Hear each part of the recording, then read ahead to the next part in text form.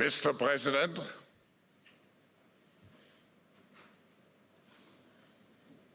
hello.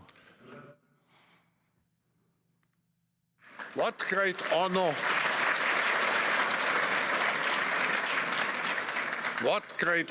and pleasure to welcome you back to the Davos community. Just 4 days into your new mandate, we highly appreciate your presence with us today. We wish you all the best as you take on your critical work ahead. The global challenges we face today are monumental. The importance of American leadership and your personal leadership in this regard is fundamental and paramount. We are here to hear your vision and policies related to revitalizing the economy and addressing the global challenges. As you might expect, Mr. President, your return to office and your forthcoming policies have been at the focus of our discussions this week. The discussions among 3,000 political and business leaders from over 130 countries who came together here in Davos.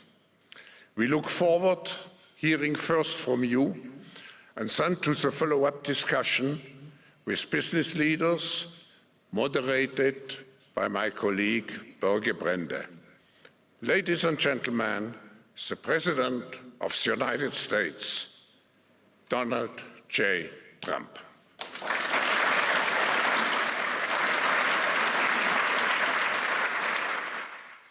Well, thank you very much, Klaus, and hello to everyone in beautiful Davos. This has been a truly historic week in the United States. 3 days ago, I took the oath of office, and we began the golden age of America. The recent presidential election was won by millions of votes, and all 7, every one of them, all 7 swing states. It was a massive mandate from the American people like hasn't been seen in many years, and some of the political pundits, even some of my so-called enemies, said it was the most consequential election victory in 129 years. That's quite nice. What the world has witnessed in the past 72 hours is nothing less than a revolution of common sense. Our country will soon be stronger, wealthier, and more united than ever before, and the entire planet will be more peaceful and prosperous as a result of this incredible momentum and what we're doing and going to do. My administration is acting with unprecedented speed to fix the disasters we've inherited from a totally inept group of people and to solve every single crisis facing our country. This begins with confronting the economic chaos caused by the failed policies of the last administration. Over the past 4 years, our government racked up $8 trillion in wasteful deficit spending and inflicted nation-wrecking energy restrictions, crippling regulations, and hidden taxes like never before. The result is the worst inflation crisis in modern history and sky-high interest rates for our citizens and even throughout the world. Food prices and the price of almost every other thing known to mankind went through the roof. President Biden totally lost control of what was going on in our country, but in particular with our high inflation economy and at our border. Because of these ruinous policies, total government spending this year is $1.5 trillion higher than was projected to occur when I left office just 4 years ago. Likewise, the cost of servicing the debt is more than 230% higher than was projected in 2020. The inflation rate we are inheriting remains 50% higher than the historic target. It was the highest inflation probably in the history of our country. That's why from the moment I took office, I've taken rapid action to reverse each and every one of these radical left policies that created this calamity, in particular with immigration, crime, and inflation. On day one, I signed an executive order directing every member of my cabinet to marshal all powers at their disposal to defeat inflation and reduce the cost of daily life. I imposed a federal hiring freeze, a federal regulation freeze, a foreign aid freeze, and I created the new Department of Government Efficiency. I terminated the ridiculous and incredibly wasteful Green New Deal. I call it the Green New Scam. Withdrew from the one-sided Paris Climate Accord and ended the insane and costly electric vehicle mandate. We're going to let people buy the car they want to buy. I declared a national energy emergency, and it's so important, national energy emergency to unlock the liquid gold under our feet and pave the way for rapid approvals of new energy infrastructure. The United States has the largest amount of oil and gas of any country on earth, and we're going to use it. Not only will this reduce the cost of virtually all goods and services, it'll make the United States a manufacturing superpower and the world capital of artificial intelligence and crypto. My administration has also begun the largest deregulation campaign in history, far exceeding even the record-setting efforts of my last term. In total, the Biden administration imposed $50,000 in additional regulatory costs on the average American household over the last 4 years. I have promised to eliminate 10 old regulations for every new regulation, which will soon put many thousands of dollars back in the pockets of American families. To further unleash our economy, our majorities in the House and Senate, which we also took along with the presidency, are going to pass the largest tax cut in American history, including massive tax cuts for workers and family, and big tax cuts for domestic producers and manufacturers. And we're working with the Democrats on getting an extension of the original Trump tax cuts, as you probably know, by just reading any paper. My message to every business in the world is very simple. Come make your product in America, and we will give you among the lowest taxes of any nation on earth. We're bringing them down very substantially, even from the original Trump tax cuts. But if you don't make your product in America, which is your prerogative, then very simply you will have to pay a tariff, differing amounts, but a tariff which will direct hundreds of billions of dollars and even trillions of dollars into our treasury to strengthen our economy and pay down debt. Under the Trump administration, there will be no better place on earth to create jobs, build factories, or grow a company than right here in the good old USA. Already, Americans' economic, you can see this, I think, maybe even in your wonderful, wonderful room that you're all gathered together, so many of my friends, but Americans, the economic confidence is soaring like we haven't seen in many, many decades, maybe not at all. Upon my election, it was just announced that small business optimism skyrocketed by 41 points in a single month. That's the highest ever. There's never been anything like that.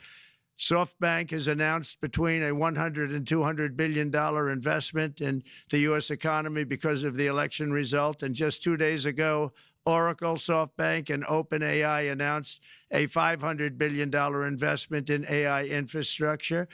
Other companies likewise have announced billions and billions and billions, adding up to trillions of investment in America, in the United States. And it's also reported today in the papers that Saudi Arabia will be investing at least $600 billion in America. But I'll be asking the Crown Prince, who's a fantastic guy, to round it out to around $1 trillion. I think they'll do that because we've been very good to them. And I'm also going to ask Saudi Arabia and OPEC to bring down the cost of oil. You got to bring it down, which, frankly, I'm surprised they didn't do before the election. That didn't show a lot of love by them not doing it. I was a little surprised by that. If the price came down, the Russia-Ukraine war would end immediately. Right now, the price is high enough that that war will continue. You got to bring down the oil price. You got to end that war. They should have done it long ago. They're very responsible, actually, to a certain extent, for what's taking place. Millions of lives are being lost. With oil prices going down, I'll demand that interest rates drop immediately, and likewise, they should be dropping all over the world. Interest rates should follow us. All over, the progress that you're seeing is happening because of our historic victory in a recent presidential election. one that has become quite well known throughout the world. I think a lot of things are happening to a lot of countries. They say that there's light shining all over the world since the election, and even countries that we aren't particularly friendly with are happy because they understand what there is a future and how great the future will be. Under our leadership, America is back and open for business. And this week, I'm also taking swift action to stop the invasion at our southern border. They allowed people to come in at levels that nobody's ever seen before. It was ridiculous. I decided and declared to do, and very, very importantly, a national emergency on our border, immediately halted all entry of illegal border crossers, of which there were many, and began promptly returning the illegal trespassers back to the place from which they came. That action, as you've probably seen, has already started very strongly. I've deployed active duty U.S. military and National Guard troops to the border to assist in repelling the invasion. It was really an invasion. We will not allow our territory to be violated. After 4 long years, the United States is strong and sovereign and a beautiful nation once again. It's a strong, sovereign nation. In addition, I'm pleased to report that America is also a free nation once again. On day one, I signed an executive order to stop all government censorship. No longer will our government label the speech of our own citizens as misinformation or disinformation, which are the favorite words of censors and those who wish to stop the free exchange of ideas and, frankly, progress. We have saved free speech in America, and we've saved it strongly. With another historic executive order this week, I also ended the weaponization of law enforcement against the American people and, frankly, against politicians, and restored the fair, equal, and impartial rule of law. My administration has taken action to abolish all discriminatory diversity, equity, and inclusion nonsense. And these are policies that were absolute nonsense throughout the government and the private sector. With the recent yet somewhat unexpected great Supreme Court decision just made, America will once again become a merit-based country. You have to hear that word, merit-based country. And I've made it official, an official policy of the United States, that there are only 2 genders, male and female. And we will have no men participating in women's sports, and transgender operations, which became the rage, will occur very rarely. Finally, as we restore common sense in America, we're moving quickly to bring back strength and peace and stability abroad. I'm also going to ask all NATO nations to increase defense spending to 5% of GDP, which is what it should have been years ago. It was only at 2%, and most nations didn't pay until I came along. I insisted that they pay, and they did, because the United States was really paying the difference at that time, and it was unfair to the United States. But many, many things have been unfair for many years to the United States. Before even taking office, my team negotiated a ceasefire agreement in the Middle East, which wouldn't have happened without us, as I think most of the people in the room know. Earlier this week, the hostages began to return to their families. They are returning, and it's a beautiful sight, and they'll be coming in more and more. They started coming back on Sunday. Our efforts to secure a peace settlement between Russia and Ukraine are now hopefully underway. It's so important to get that done. That is an absolute killing field. Millions of soldiers are being killed. Nobody's seen anything like it since World War II. They're laying dead all over the flat fields. It's a flat field farmland, and there's millions of Russians and millions of Ukrainians. Nobody's seen anything like it since World War II. It's time to end it. And here in America, we have big events coming up. Next year, we have the 250th anniversary of America's founding. I'm so honored to be president during that. That's been a big event. They've been talking about it for 10 years. We also have the World Cup, and I understand Gianni's in the room. Infantino, he was very instrumental in helping us get it. He's there with you someplace, I think, and I want to thank him for that. And then we have the Olympics coming up, which I was instrumental in getting also in my first term. And who would have known that by skipping a term, I would get the Olympics? I was upset. I said, you know, I got the Olympics to come and I won't be president. But it turned out through a stroke of luck, or whatever you might call it, that I'm going to be president during the World Cup and the Olympics and the 250th anniversary. So that's going to be 3 big events. And we've accomplished more in less than 4 days. We have really been working 4 days than other administrations have accomplished in 4 years. And we're just getting started. It's really an amazing thing to see. And the spirit and the light over our country has been incredible. Under the last administration, our nation has suffered greatly, but we're going to bring it back and make it greater, bigger, stronger, better than ever before. I want to thank everybody for being with you. I would have been there myself, except the inauguration was 2 days ago. I thought it might be a little bit quick to make it the first stop, but we'll get there one day. We hope to get there. But I do appreciate, I heard the audience is fantastic, and many of my friends are in the audience, and I will be taking questions now from some very distinguished people. Thank you all very much.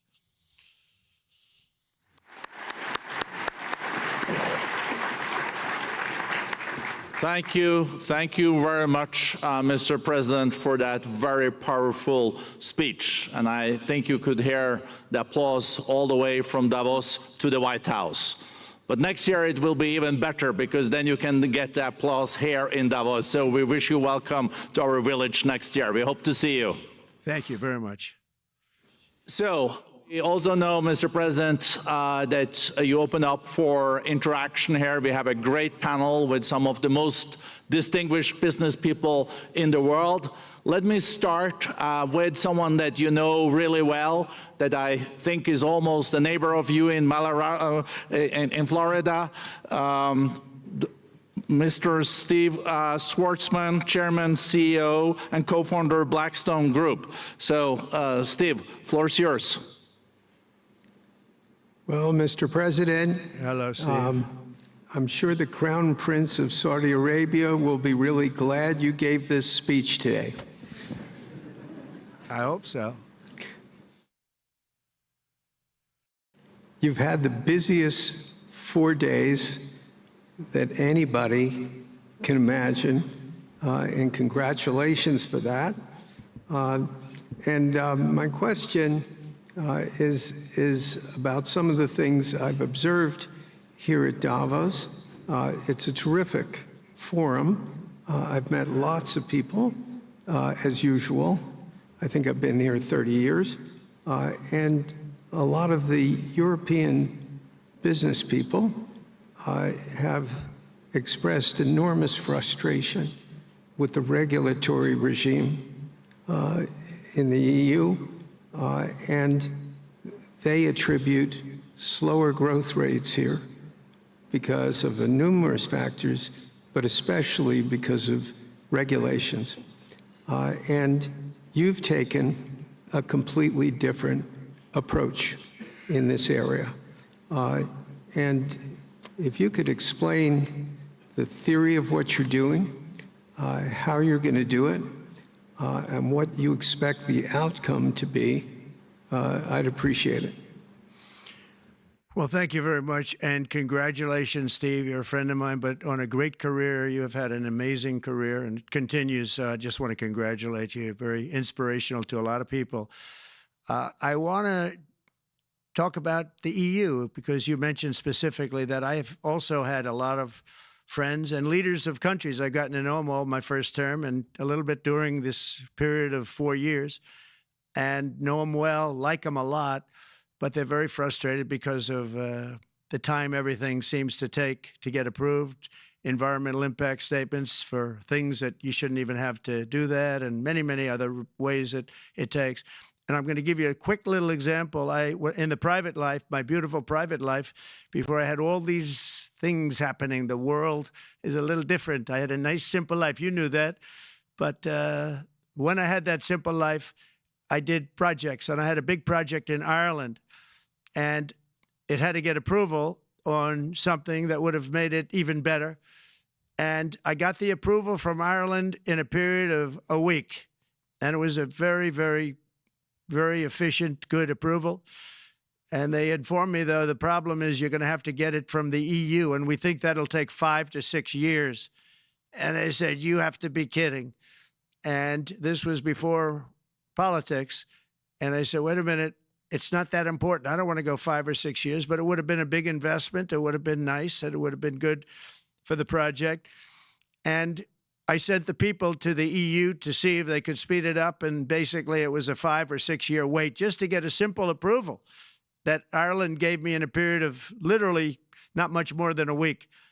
And I realized right then, that was the first time I really was involved with the EU, but I realized right then that's a problem. And I didn't even bother applying to do it. Or if I did, I pulled it very quickly. I have to be very accurate because I don't want to be criticized. He did apply, actually. No, I want to be very accurate. So I don't think I did, but if I did, I pulled it very quickly. It was just something you couldn't wait 5 years or 6 years to get an approval. So a lot of, in a very big business sense, a lot of people are claiming that's the problem. From the standpoint of America, the EU treats us very, very unfairly, very badly. They have a large tax that we know about, and a VAT tax, and it's a very substantial one. They don't take essentially don't take our farm products, and they don't take our cars, yet they send cars to us by the millions. They put tariffs on things that we want to do, like, for instance, I think they actually, in terms of these are non-economic or non-monetary tariffs, and those are very bad, and they make it very difficult to bring products into Europe, and yet they expect to be selling, and they do sell their products in the United States. So we have, hundreds of billions of dollars of deficits with the EU, and nobody's happy with it, and we're going to do something about it, but nobody's happy with it. So I think the EU has to speed up their process. Friends of mine that are in some of the nations within the EU, great people, they want to be able to compete better, and you can't compete when you can't go through the approval process fast. There's no reason why it can't go faster. So, I'm trying to be constructive because I love Europe. I love the countries of Europe, but the process is a very cumbersome one. And they do treat the United States of America very, very unfairly with the VAT taxes and all of the other taxes they impose. One other, just to finish up, I got a call from the head of a major airline, one of the biggest airlines in the world, and he said, sir, could you help us? What? Landing in Europe is brutal. They charge us fees for everything, and it's so unfair. I said, how does it compare to China? He said, it's much worse.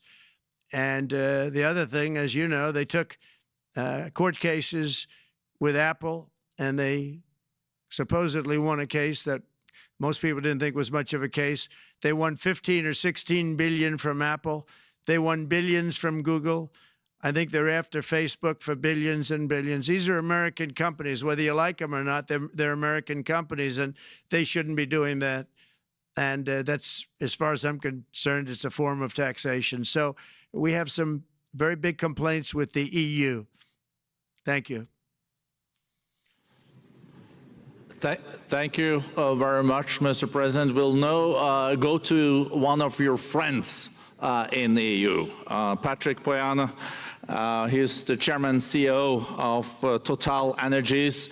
I guess you have a question ready, Patrick, for the president. Mr. President, as we understand, energy is at the top of your agenda, and it's an honor for me to represent the energy industry tonight. In this panel, Total Energies is indeed the fourth largest oil and gas and electricity company in the world. I will not ask you a question about the oil price. It's quite clear what you expect from us. I will go to gas more. And our company is the largest #1 exporter LNG from the US company. We are a strong contributor to, and we invest in a mammoth LNG projects in Texas, $20 billion. It's far from 200, but it's $20 billion. And we contribute with that to security of supply to Europe, as we export this LNG to Europe. Some experts fear that if there are too many projects developed in the US on LNG, this could have an inflationary impact on the US domestic gas price. And they recommend a pause on these projects. I would ask you the following question: what are your views about such a pause on investments on LNG in the US? What would happen if you would observe an increased domestic gas price because of these exports? And final question, which is important for Europe: would you agree to guarantee security of supply of US LNG to Europe? Well, in the last part of your question, yes, I would. I would make sure that you get it. If we make a deal, we make a deal, you'll get it. Because a lot of people do have that problem. They make a deal and then it can't get supplied because of war-type problems and other problems. So we would absolutely do that. LNG is very interesting because when I took office for the first term, one of the first things I looked at was there were two very massive plants in Louisiana, a state that has been very good to me, won it by many, many points. And I felt strongly indebted to it, actually. And they said there are two plants that have been under environmental consideration for more than 10 years. And they were costing, as you say, you know how expensive those plants are, but they were costing like 12 billion and I think 14 or 15 billion, but they couldn't get their permits. They were in review for years, many, many years, like a decade or more. And I said, so ridiculous. I know so much about that because in the construction industry, I had to go through it too, but I got good at it after a while. But I saw the projects, and you're talking about a total investment of 25 to $30 billion, and it looked like it was going to end. They couldn't get their permits, and I got them done in less than a week. It was done, completed. In fact, when they called them to announce that it was done, the countries, largely countries, Japan was involved and another country and some very big investors, they couldn't believe it. They actually couldn't believe it. And I said, just do yourself one favor. Don't pay any consultants, because the only one that got it done was me. I got it done because it was the right thing to do for the U.S. and for the world, but the consultants had nothing to do with it. You know, the consultants go in and they say, give us millions of dollars because Trump did it. Nobody called me about it. I just heard it was a problem for years. And I got it done because it was the right thing to do for the U.S. and the right thing to do for beyond. It had to do with energy, very important. So I think it's very important. I think I disagree with one. I think the more that you do, the lower the price is going to go. And what I'd like to see is rapid approvals. We're going to give very rapid approvals in the United States, like with the AI plants, talking to many people want to build them. That's going to be a very big thing. We're going to build electric generating facilities. They are going to build. I'm going to get them the approval. Under emergency declaration, I can get the approvals done myself without having to go through years of waiting. And the big problem is we need double the energy we currently have in the United States. Can you imagine? For AI to really be as big as we want to have it, because it's a very competitive, it'll be very competitive with China and others. So I'm going to give emergency declarations so that they can start building them almost immediately. And I think it was largely my idea because nobody thought this was possible. It wasn't that they were not smart, because they're the smartest. But I told them that what I want you to do is build your electric generating plant right next to your plant as a separate building, connected. And they said, wow, you're kidding. And I said, no, I'm not kidding. You don't have to hook into the grid, which is old and, could be taken out. If it's taken out, they wouldn't have any way to get any electricity.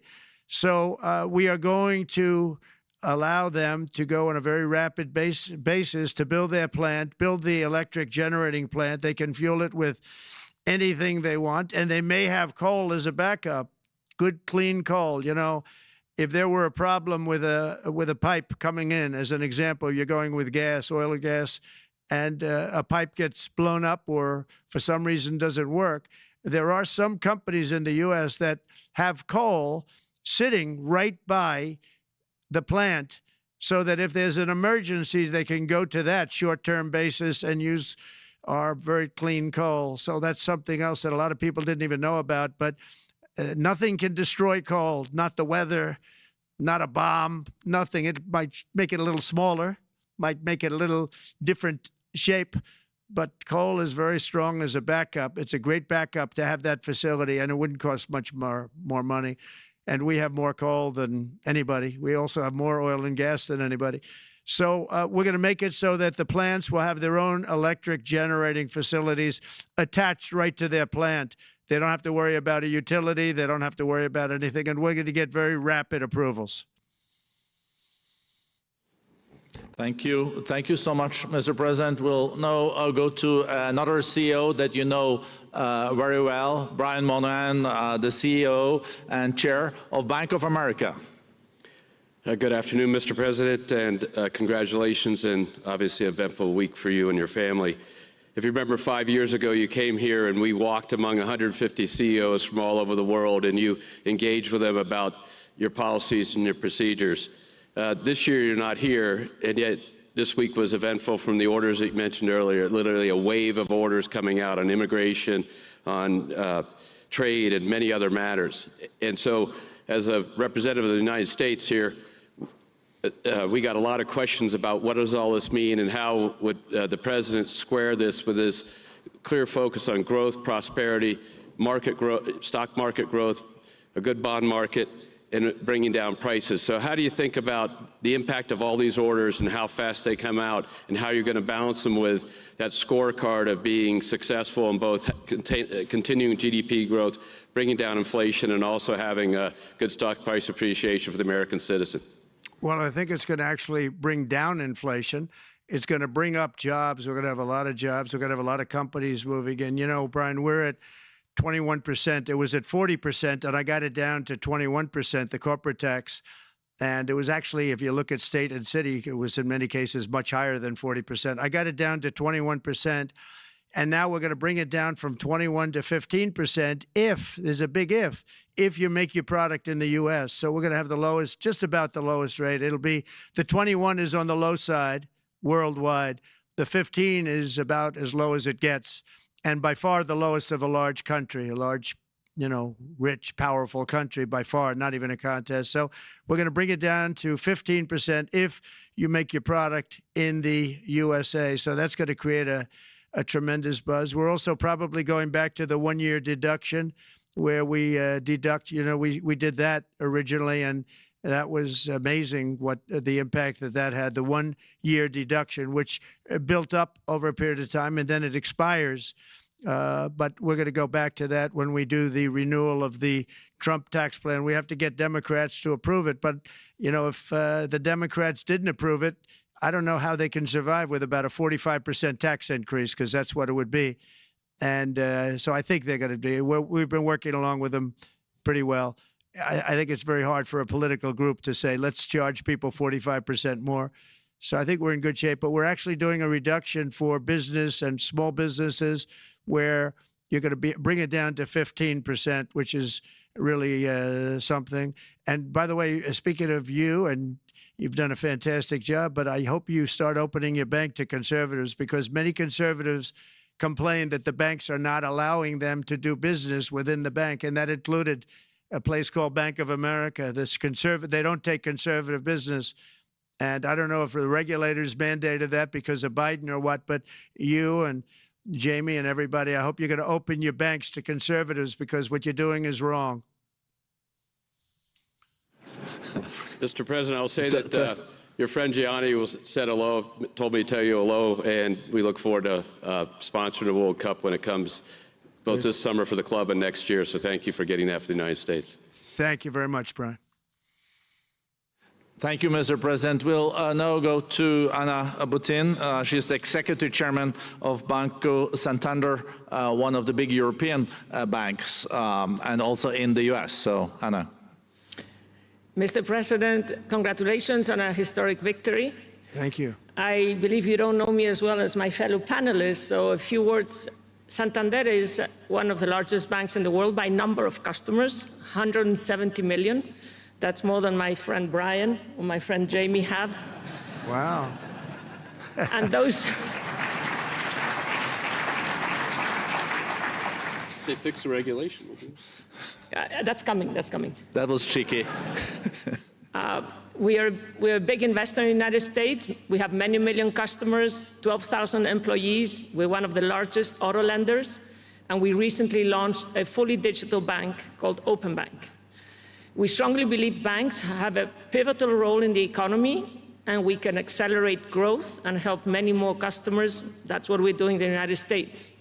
So, as Brian pointed out, we very much welcome your focus on deregulation and reducing bureaucracy. So my question is, what are your priorities in this regard, and how fast is this going to happen? Thank you very much. Well, I think it's going to, thank you and congratulations. I know very much about your bank, and you've done a fantastic job. Congratulations. We are going to move very quickly. We've moved very quickly. We've done things in the last 3 days that nobody thought were possible to do in years. And it's all taking effect. It's going to have a huge impact on the economy, a huge positive impact. Money was being wasted on crazy things. I mean, the Green New Deal was such a total disgrace, how that was perpetrated. And it was conceived of by people that were average students, less than average students, I might add, and never even took a course in energy or the environment. It was just a game. Remember, the world was going to end in 12 years? Remember that? Well, the 12 years has come and gone. It was going to end. It was going to all foam into earth.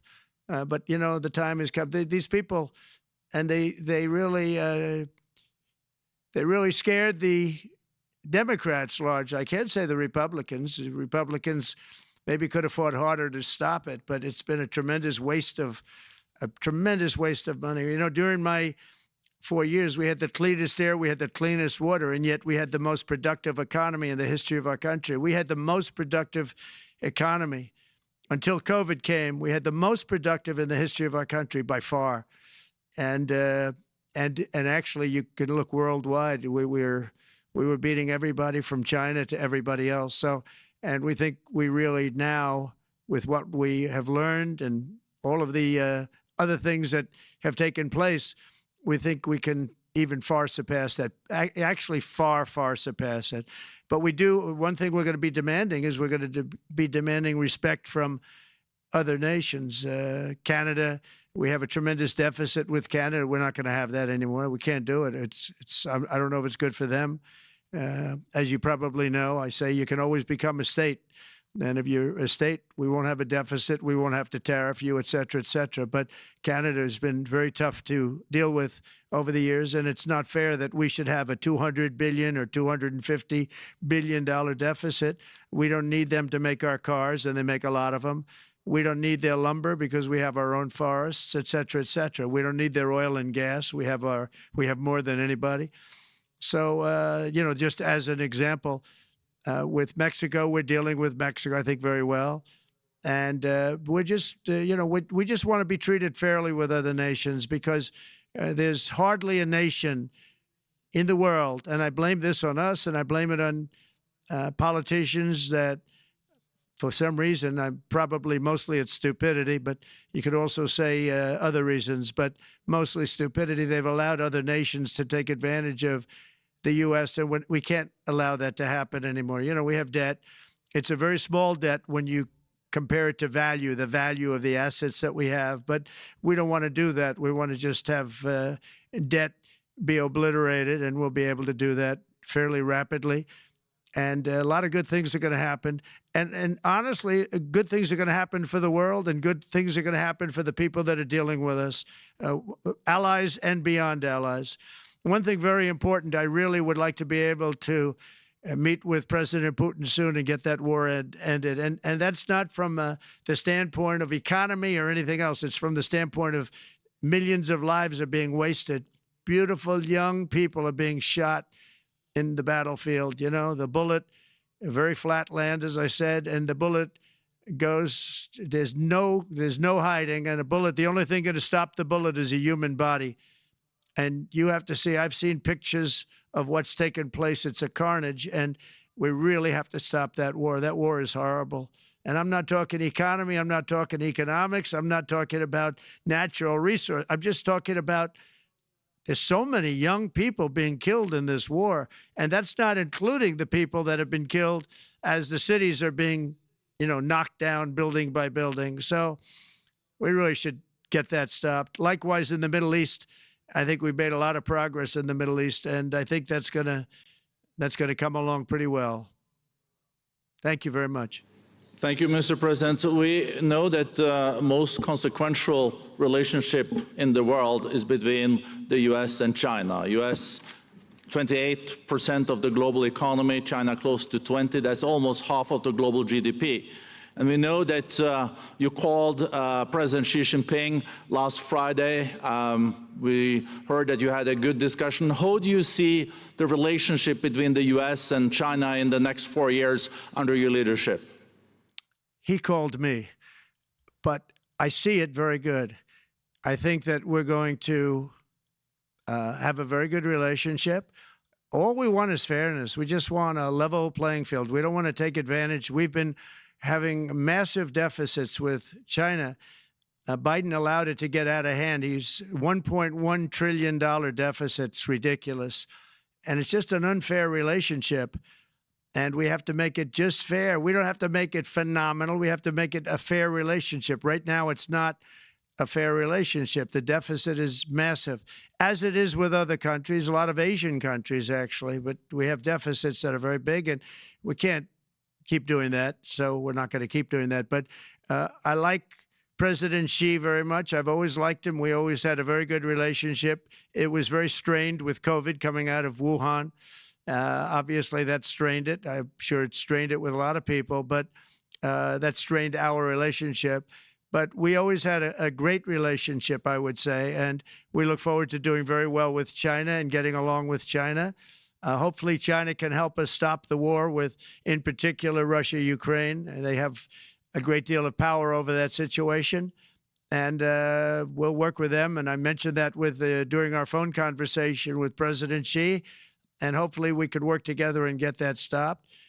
We'd like to see denuclearization. In fact, with President Putin, prior to an election result, which was frankly ridiculous, we were talking about denuclearization of our two countries, and China would have come along. China has a much smaller, right now, nuclear armament than us, or field than us, but they're going to be catching it at some point over the next 4 or 5 years. And I will tell you that President Putin really liked the idea of cutting way back on nuclear. And I think the rest of the world, we would have gotten them to follow. And China would have come along, too. China also liked it. Tremendous amounts of money are being spent on nuclear. And the destructive capability is something that we don't even want to talk about today because you don't want to hear it. It's too depressing. So we want to see if we can denuclearize, and I think that's very possible. And I can tell you that President Putin wanted to do it. He and I wanted to do it. We had a good conversation with China. They would have been involved, and that would have been an unbelievable thing for the planet. And I hope it can be started up again. Mr. President, when you're back here in Davos next year, will there be then a peace agreement with Ukraine and Russia by then? Well, you're going to have to ask Russia. Ukraine is ready to make a deal. Just so you understand, this is a war that should have never started. If I were president, it would never have started. This is a war that should have never, ever been started. And it wasn't started during there was never even talk about it. I knew that it was the apple of President Putin's eye, but I also knew that there was no way he was going in, and he wasn't going to go in. And then when I was out, bad things happened, bad things were said, a lot of stupidity all around, and you end up with what you have. Now you have all these bombed out cities. They look like demolition sites with many people killed. I think the thing that you'll see about Ukraine is that far more people have died than is being reported. And I've seen that. But far, far more people have died. When you look at a city that's become a demolition site where big buildings have been collapsed by missiles hitting them and everything else, and they say one person was slightly injured. No, many people were killed. Those are big buildings. I was surprised at how that was my business. These are buildings that go 2 and 3 blocks long. They're 20 stories high. They're big, powerful buildings, and they were knocked down, and there were a lot of people in those buildings. That announced that 2 people were injured. That's not true. So I think you're going to find that there were many more people killed in Ukraine in the Ukraine war than anybody has any idea. But if you look now, so many of the people being killed are soldiers just facing each other with guns, rifles, and drones, the new form of warfare, drones. And it's a very sad thing to see. And when you see pictures of the fields that I see, nobody wants to see it. You'll never be the same. Thank you very much, Mr. President, on behalf of all the 3,000 participants here in Davos. We really underline that joining us the 3rd day in your presidency, live taking questions here is so appreciated, and we are already ready for receiving you next year in person. So thank you very much, and all the best from Davos. Thank you. Thank you very much.